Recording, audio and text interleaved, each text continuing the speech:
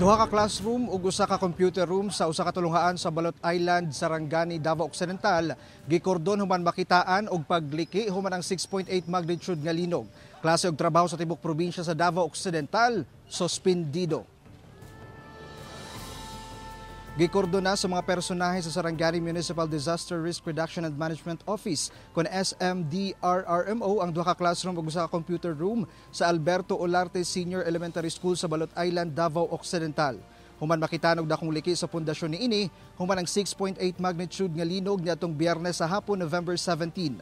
Nagpaabot na lamang og rapid damage assessment gikan sa Municipal Engineers Office ang SDRRMO sa mga building aron masuta kung luwas pa ba kini gamiton sa mga estudyante ug magtutudlo.